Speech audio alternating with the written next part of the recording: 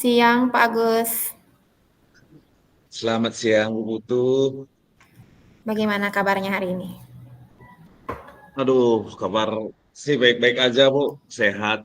Hanya saja kegiatan padat, Bu. Maklumlah, kegiatan awal tahun pelajaran, Bu. Yap, sepertinya bukan Pak Agus saja ya. Agak kredit di hari kedua ya. Semua guru kayaknya mengalami kekreditan yang sama. Jadi apapun yang terjadi pada hari kedua mungkin ya, semangat masih ada beberapa hari kemudian untuk MPLS ya Pak. Masih semangat kan Pak? Iya, Bu. Masih semangat sih. Masih semangat. Ya, harus semangat, Bu. Demi anak-anak, Bu. Sip. Nah, untuk hari ini kita berjumpa dalam gini ya Pak ya, sistem quiz sama coaching ya Pak ya.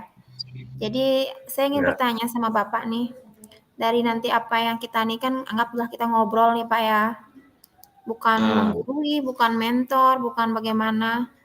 Apa sih tujuan Bapak nanti dari pembicaraan kita nanti ini? Apa yang Bapak harapkan nanti? ah, jadi gini, Bu. Saya meluangkan waktu di sini ngobrol dengan Ibu ini tujuannya tidak lain dan tidak bukan adalah menemukan nantinya solusi tentang eh, pembelajaran itu. Karena di saat ini kan sekolah saya itu status siap merdeka gitu. Artinya pembelajaran mengarah ke merdeka belajar. Nah, di sana baru-baru ini di sekolah itu diwajibkan jadinya menerapkan pembelajaran yang berdiferensiasi gitu sebagai inovasi dalam pembelajaran. Nah, tujuan saya dari percakapan ini nantinya dapat menemukan artinya tentang berdiferensiasi yang berguna artinya untuk siswa itu seperti apa sih gitu.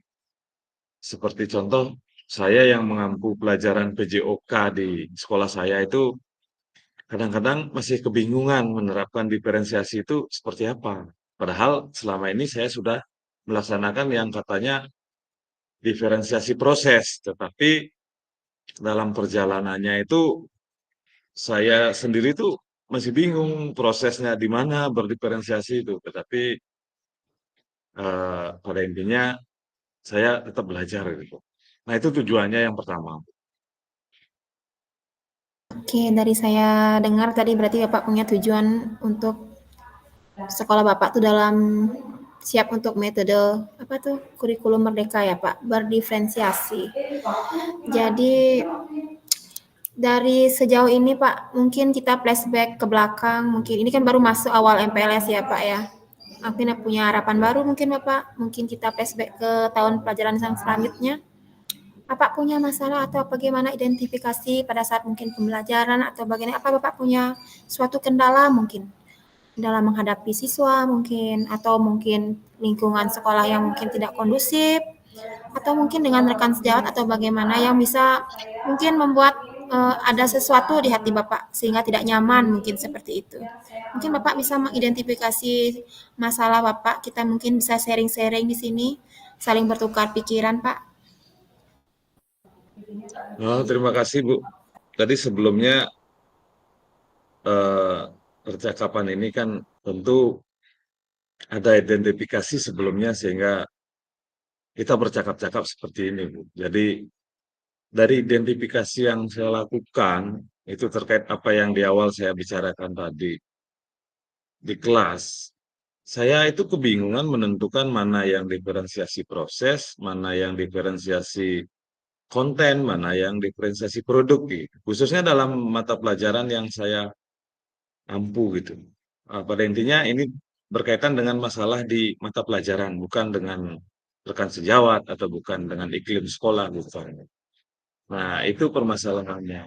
Yang saya identifikasi kemarin itu, jadi kalau menurut teori berdiferensiasi yang saya pelajari sebelumnya, jadi diferensiasi konten itu adalah terkait dengan konten-konten pembelajaran gitu.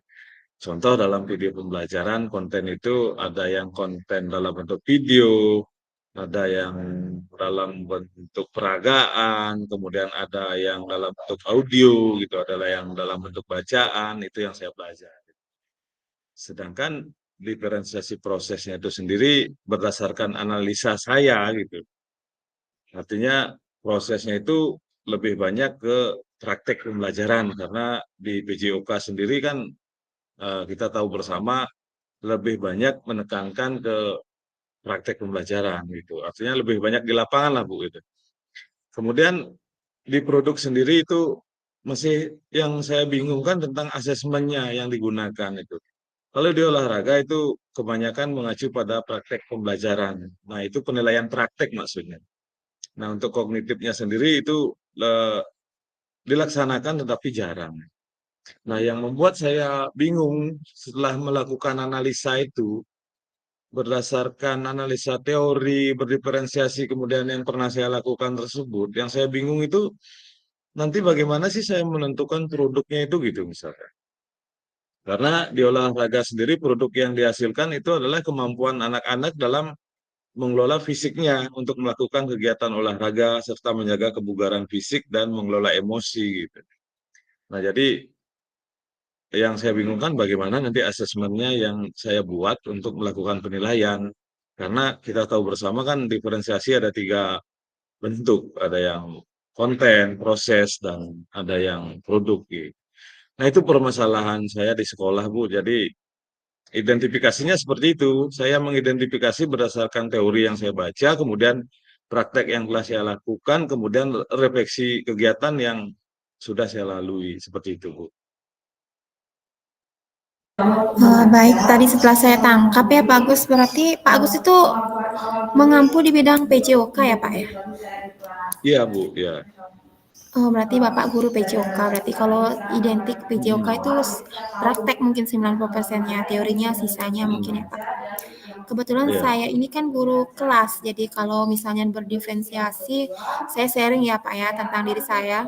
Kalau berdiferensiasi Ya. itu kalau untuk guru kelas sih kita seperti biasa kan ada yang suka anak mungkin kinestetik, audio teori mungkin ya Pak ya. Jadi mungkin untuk mencari bahan pelajaran itu lebih gampang sedikit dari PJOK. Nah, sekarang saya ingin tahu nih Pak, apakah sudah mengidentifikasi masalah yang Bapak hadapi nih? Sudah tahu nih Ya. masalahnya, sudah diidentifikasi. Nah, saya ingin tahu rencana Bapak ke depannya itu bagaimana sih biar anak-anak itu dalam bidang PJOK khususnya ya bisa eh, mengawinkan diferensiasi ke PJOK. Nah, coba sekarang Bapak gali itu bagaimana cara Bapak rencana ke depannya itu agar berdiferensiasinya itu nyambung ke PJOK. Ya. Terima kasih, Bu. Jadi setelah apa itu namanya kemarin sempat apa itu membuat perencanaan khususnya untuk di PJOK itu tentang berdiferensiasi itu artinya mengintegrasikan pembelajaran berdiferensiasi ke mapel PJOK itu di apa di diferensiasi konten itu rencananya saya akan menggunakan web sekolah jadi biar bisa diakses di handphone karena konten itu kan nanti saya kirimkan dalam bentuk link pembelajaran ya. Link video pembelajaran bagi yang mereka yang senang belajar dengan video gitu. Tetapi kalau mereka yang senang belajar dengan teks, jadi teks apa itu namanya? Rangkaian runut kegiatan prakteknya itu saya kirimkan dalam bentuk teksnya. Tapi yang mereka yang senang belajar dengan contoh-contoh gerakan atau kita kenal dengan istilah kinestetik langsung itu bisa dipraktekkan langsung di lapangan. Nah, itu mungkin rencana untuk diferensiasi konten. Sedangkan prosesnya kita sudah laksanakan eh, apa itu namanya? Setiap kali pertemuan PJOK itu. Contoh sendiri dalam poli. Bagi yang mereka tidak bisa melakukan passing atas, kita bisa berikan passing bawah untuk lebih mudah gitu. Bagi yang mereka tidak mampu passing bawah lebih senang memukul-mukul bola, kita berikan untuk apa itu namanya? Servis ya itu mungkin. Itu kan termasuk diferensiasi proses. Untuk produknya sendiri untuk produknya sendiri itu rencana saya ke depan itu saya akan membuat asesmen apa itu namanya. Yang jelas penilaian praktek yang berbeda antara penilaian passing, kemudian servis dan penilaian apa itu namanya di passing, servis, dan smash-nya itu sendiri untuk di volley. Nah, contoh-contoh seperti itu. Jadi mereka yang ahli di bidang volley, dia akan saya nilai di praktek volley-nya. Tapi mereka yang ahli di bidang basket, saya akan nilai di praktek basketnya. Mungkin mereka yang ahli di bidang lari, atletik, saya akan nilai atletiknya saja. Nah, itu kan esensi dari kurikulum saat ini gitu, Bu. Nah, itu karena saya ke depan, Bu. Terima kasih, Bu. Ya, berarti Bapak sudah mempunyai nanti rencana ke depannya ya. Tapi setelah saya tadi dengar, sebenarnya untuk PJOK itu diferensiasinya sudah seperti tadi praktek ya Pak. Ada yang suka volley, Bapak alihkan ke volley. Mungkin ada yang suka smash bawah ke smash bawah, suka yang smash atas ke smash atas. Sepertinya diferensiasi itu sudah kita sudah kita apa ya sudah kita lakukan kepada anak-anak, cuma kita aja yang belum, oh apa itu yang produk, mungkin yang konten, mungkin seperti itu yang ingin Bapak tambahkan ya, seperti itu. Nah, setelah Bapak Hmm. mempunyai rencana aksinya tuh ke depannya, saya ingin mengetahui untuk tanggung jawab Bapak tuh ke depannya untuk anak-anak khususnya di bidang PJOK tuh bagaimana nantinya Pak? Kan kita sudah melalui segala prosesnya Pak. Tahap akhirnya tuh apa ya Pak? Apa yang ingin Bapak dapatkan gitu, tanggung jawabnya? Baiklah, Bu. Jadi terkait dengan tanggung jawab ke depan dengan apa itu namanya, dengan apa yang akan saya rencanakan itu.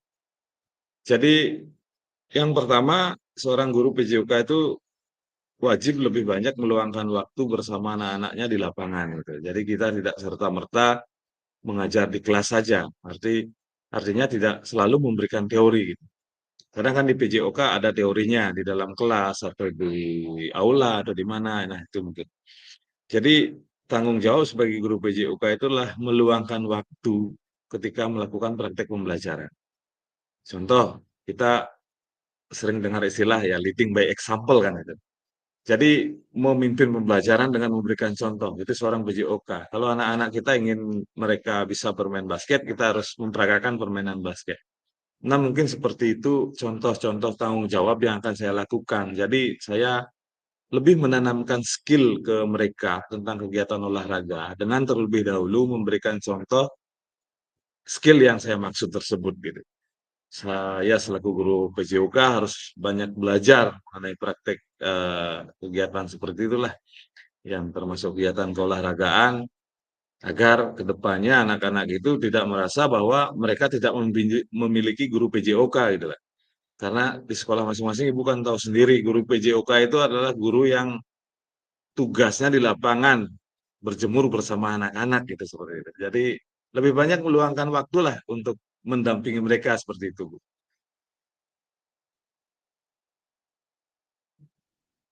Yap, oke, terima kasih atas mungkin Bapak sudah mempunyai tanggung jawabnya untuk ke depannya apa sih nanti bermuaranya anak-anak itu untuk di bidang PJOK mungkin ya. Nah, sekarang kita evaluasi sedikit Pak. Tadi Bapak sih pembicaraan kita evaluasi, sekalian langsung refleksi nanti Pak ya.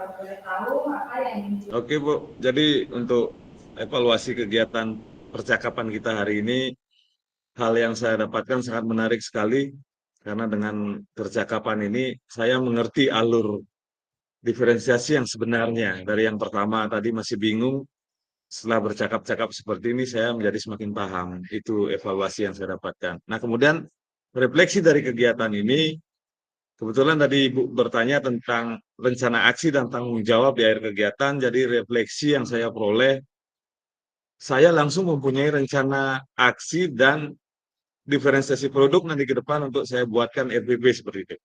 Artinya refleksinya bahwa bercakap-cakap hari ini saya mendapatkan pemahaman baru tentang diferensiasi produk itu.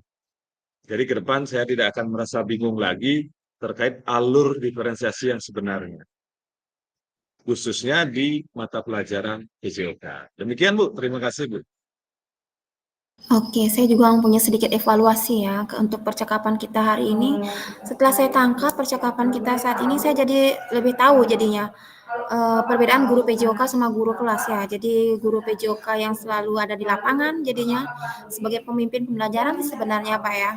Jadi tetap semangat anak-anak. Terus kemudian untuk refleksinya, Jadi saya juga mempunyai guru PJOK di sekolah. Jadi sebenarnya kita semua sudah melaksanakan pembelajaran berdiferensiasi. Cuma kita belum, oh ternyata ini berdiferensiasi. Seperti itu ya Pak ya. Oke Pak Iya, Agus, Bu. terima kasih untuk hari ini coaching kita, sesi curhat kita sudah sangat berjalan dengan lancar. Bapak menjadi mendapatkan solusi dari apa permasalahan dari Bapak, nggih. Sampai ketemu Pak di waktu selanjutnya, nggih. Oke, Bu. Terima kasih banyak, Bu. Selamat siang, Bu Wikra. Selamat siang Pak Agus. Bagaimana kabarnya hari ini? Baik-baik aja kan? Aduh, sedikit baik Pak. Cuaca juga sedikit kurang bersahabat. Jadi masih dengan kedatangan kita di hari kedua MPLS, tapi semangatnya masih tetap untuk anak-anak. Iya, sepertinya akhir-akhir ini kita semua sibuk ya, Bu. Dibuat sibuk nih sama tahun pelajaran baru ya, Bu ya. Iya, tidak ada libur untuk kita Pak. Apa itu libur Pak? Tidak ada. Iya, bahkan liburan pun kita masih diberikan tugas mempersiapkan MPLS ya, Bu ya. Iya. Gimana siang ini Ibu sudah meluangkan waktu untuk bercakap-cakap karena ini waktunya singkat nanti Bu kita bercakap-cakap di sini. Oke, siap Pak. Nah, jadi kalau sudah langsung saja kita ke tujuan percakapan kita hari ini. Sebenarnya menurut Ibu yang ingin Ibu peroleh dari percakapan kita ini apa sih Bu tujuannya gitu Bu?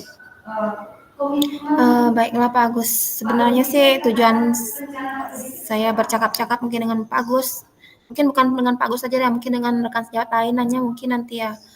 Saya mempunyai mungkin nanti permasalahan atau solusi ingin berbagi dan mencari mungkin seorang teman, mungkin seorang coach mungkin bisa memberikan apa namanya tuh tuntunan. Begini loh caranya, mungkin seperti itu yang ingin saya harapkan.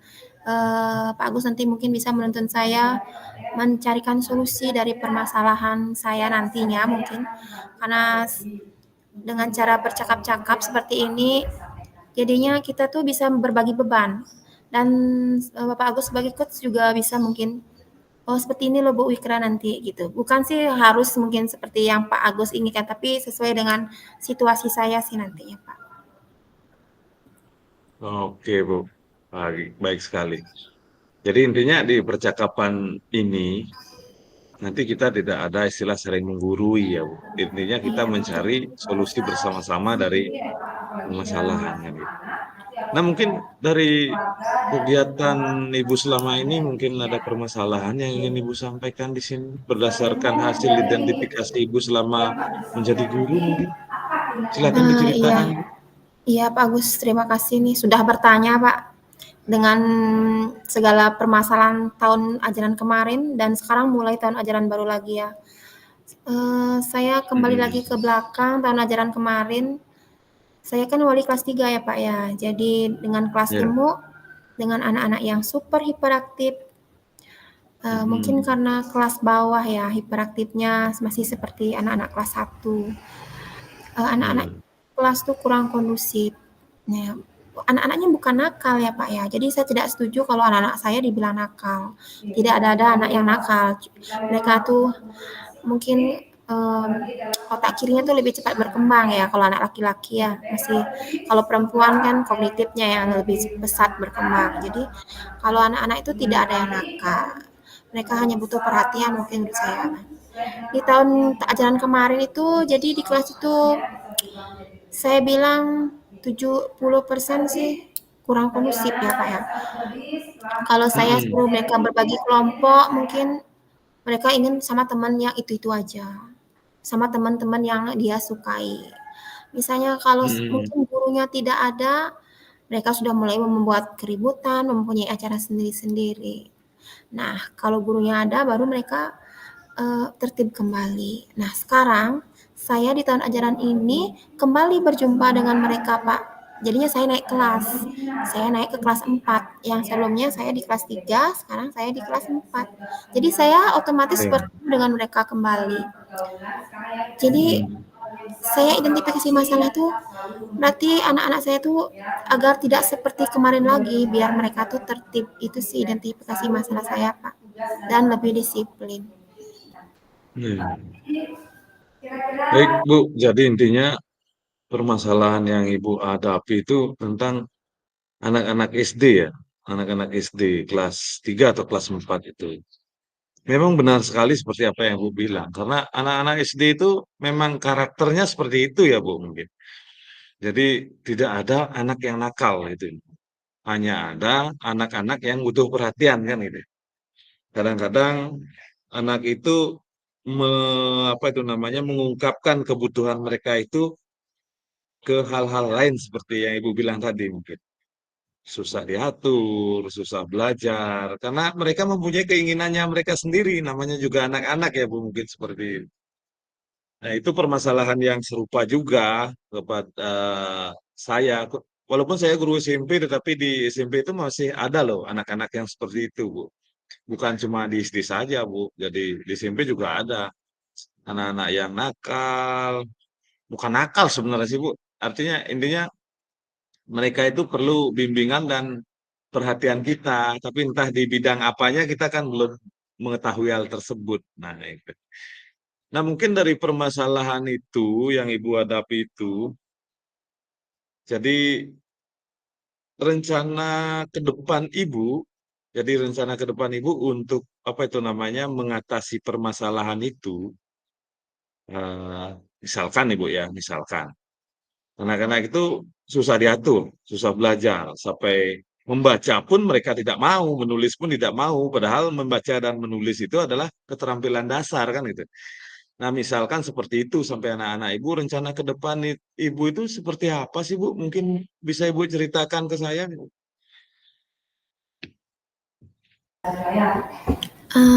Setelah saya mungkin pikir ya Pak ya, setelah saya kembali ke belakang dan sekarang kembali ke tahun ajaran baru, kebetulan kemarin kan kita mempunyai pembelajaran budaya positif kan Pak. Itu sepertinya cocok di kelas saya untuk saya adopsi. Misalnya budaya Hmm. positifnya, kita pertama membuat keyakinan kelas. Saya ingin bertanya kepada anak-anak nanti, kelas apa sih, kelas yang bagaimana sih yang mereka inginkan? Suasana seperti apa yang mereka inginkan? Teman-temannya harus bagaimana? Bu gurunya juga harus seperti apa? Mungkin itu sih saya harus tanyakan di tahun ajaran baru ini kan ini pas banget kan Pak, tahun ajaran baru ini mau baru hari kedua ya MPLS. Jadi mungkin besok saya ingin menerapkan mengadopsi tentang membuat keyakinan kelas kepada anak-anak. Dan rencananya itu mungkin saya lihat dulu untuk jangka pendek untuk 1 semester dulu ya, semester awal. Jadi kalau mungkin mudah-mudahan sih ada perubahan Pak, karena kita kan saya bertanya dulu sama anak-anak, mereka tuh pinginnya seperti apa sih, kelasnya pingin yang bagaimana, teman-temannya seperti apa, dan bu gurunya harus bagaimana, mungkin saya harus tanya. Jadi mereka tuh mempunyai keyakinan kesepakatan kelasnya. Nah, kemudian jika berlanjut ada yang harus diperbarui lagi mungkin di semester 1, lanjut ke semester 2 saya eh, perbaiki lagi atau ditambah atau dikurangi lagi untuk keyakinan kelasnya. Ya itu untuk rencana aksi saya Pak. Jadi bukan hanya untuk keyakinan kelas juga ya, tambahannya itu ya membuat anak-anak tuh menjadi pembiasaan baik. Jadi bukan anak-anak saja yang dituntut untuk mempunyai budaya positif ya. Saya ingin lingkungan sekolah juga memberikan energi positif kepada mereka, bukan hanya di kelas. Jadi lingkungan sekolah juga harus membuat mereka menjadi pembiasaan yang baik. Mungkin lingkungan kakak kelasnya, mungkin adik kelas, ataupun bapak ibu guru di sekolahnya harus memberikan aura-aura positif mungkin ya Pak ya. Ya demikian, terima kasih Pak. Itu rencananya. Bagaimana menurut Bapak itu? Oke Bu, jadi apa yang Ibu rencanakan tadi saya dengar itu sangat bagus sekali tentang penerapan budaya positif untuk mengatasi hal tersebut. Karena kalau menurut saya sendiri Bu, anak-anak itu memang perlu disadarkan dari dalam hatinya mereka gitu.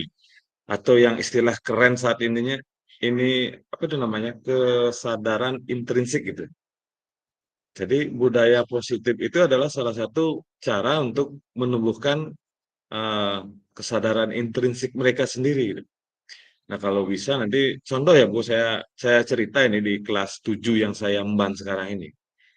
Kebetulan di kelas 7 itu baru dari sejak awal mereka saya ajak untuk membuat keyakinan kelas gitu. Keyakinan kelas yang saya rencanakan itu semata-mata hanya untuk menumbuhkan budaya positif dalam pembelajaran nanti, selain untuk meningkatkan karakter baik mereka itu. Nah, sampai saat ini budaya positif itu setiap pagi saya apa itu namanya? Saya ingatkan kepada mereka. Artinya ini loh keyakinan kelas kita ini loh. Kalian coba setiap hari baca keyakinan ini kemudian lakukan. Jangan hanya dibaca saja dan ditempel saja. Jadi seperti itu. Nah, Bu, kenyataannya sampai saat ini anak-anak itu apa itu namanya? Mampu mengelola dirinya sendiri, Bu. Artinya ketika pagi hari mereka harus bersih-bersih di kelas, ada sampah berserakan, sudah mulai mereka lakukan memungut sampah, menyapu kelas, kemudian ngepel dan lain sebagainya. Sebelum memulai kegiatan itu kelasnya udah rapi sendiri. Nah, itu salah satu contoh budaya positif yang Ibu bilang tadi. Jadi yang Ibu sampaikan tadi memang tepat sekali, apalagi itu di SD. Kita mulai dari SD karena SD itu merupakan dasar sekolah dasar ya, dasar dari apa itu namanya anak itu untuk berkembang gitu. Itu lebih bagus Bu, sangat bagus sekali. Itu mungkin bisa dilakukan. Dan ternyata Ibu sudah punya rencana yang bagus loh Bu. Jadi setelah Ibu cerita, jadi saya sadar kalau rencana yang saya lakukan di kelas saya kemarin itu juga bagus gitu. Nah, jadi seperti itu Bu. Nah sekarang dari rencana yang Ibu buat tadi, mungkin Ibu sudah bisa menentukan ke depannya tanggung jawab apa yang Ibu ambil nanti untuk mengatasi permasalahan ini gitu. Silakan Bu. Ya terima kasih Pak. Yang pertama ya karena ini tentang budaya positif ya, tanggung jawab pertama ya tanggung jawab moral sama karakter anak itu harus tercipta. Saya tidak mau mulu-mulu anak-anak saya ingin harus pintar. Saya hanya ingin anak-anak saya itu berkarakter, disiplin, tahu tata krama, sopan santun. Karena apa? Karena mereka tuh walaupun masih kecil sekarang SD, Pak, hasil akhirnya bermuaranya anak-anak ini nanti kan pasti ke masyarakat. Jadi tidak mungkin kan di masyarakat nanti kamu ranking berapa gitu. Pasti yang dilihat tuh sopan santun, tanggung jawab, disiplin, tata keramanya. Itu sih Pak. Itu sih tanggung jawab. Dan pertama saya juga sebagai guru, tanggung jawabnya saya juga harus menjadi contoh yang baik pada anak-anak. Jadi mulai dari diri saya dengan teman sejawat, rekan di sekolah, warga sekolah, menjadi contoh yang teladan yang baik pada anak-anak. Sehingga anak-anak tuh nanti mencontoh kita. Bukankah anak-anak itu adalah peniru yang ulung ya Pak Agus ya, betul tidak? Jadi mereka tidak tidak tidak apa namanya tuh. Kalau dia disuruh dengan teori mereka tuh langsung bilang. Kalau praktek mereka oh seperti itu karakter yang baik. Mungkin seperti itu Pak.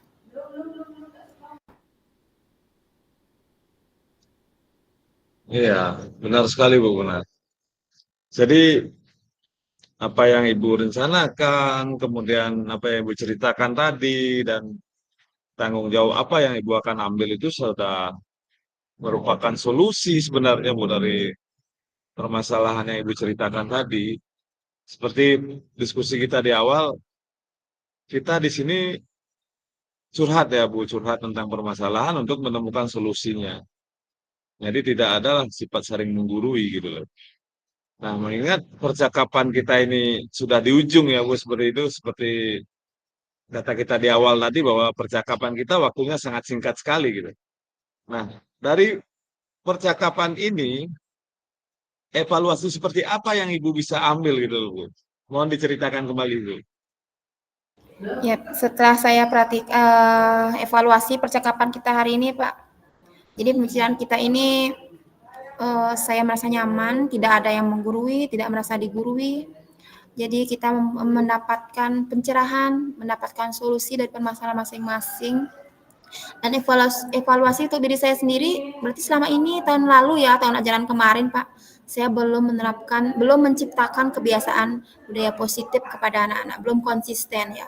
Jadi untuk kedepannya saya di tahun ajaran baru ini harus konsisten menerapkan budaya positifnya. Dan untuk refleksinya Pak, saya ucapkan terima kasih karena sudah mau mendengarkan eh, permasalahan saya, sudah menuntun saya, sehingga saya mendapatkan solusi dari apa yang permasalahan yang saya hadapi khususnya di kelas ini. Terima kasih Pak Gus. Oke Bu, baik. Nah setelah evaluasi, mungkin terima kasih sekali untuk tanggapannya tadi. Jadi kita intinya tidak saling menggurui ya Bu. Nah kemudian refleksi seperti apa Bu? Refleksi dari kegiatan ini mungkin Ibu bisa ceritakan ke saya, mungkin itu juga nanti jadi refleksi saya sendiri Bu. Mohon diceritakan Bu.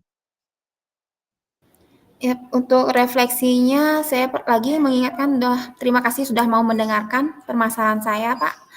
Jadi bukankah kita seorang guru atau siapapun tuh hanya butuh didengarkan untuk mendapatkan solusi dari permasalahannya.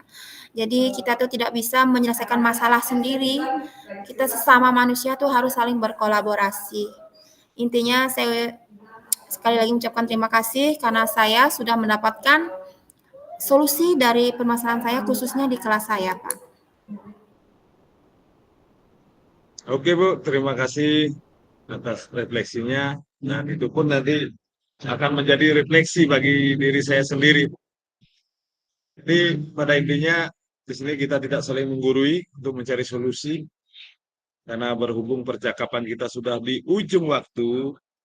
Sekali lagi terima kasih atas waktunya Bu. Mungkin apa yang Ibu ceritakan tadi menjadi refleksi juga bagi saya untuk menghadapi murid-murid yang nakal gitu. Tanda kutip ya Bu, nakal itu tanda kutip. Jadi itu mungkin menjadi pembelajaran untuk saya sendiri. Baik Bu Wikra, karena waktu kita sudah habis, kita akhiri percakapan ini Bu. Terima kasih atas waktunya. Selamat siang Bu. Semoga selalu sukses dalam mendidik dan mengajar. Terima kasih Pak, sampai ketemu kembali.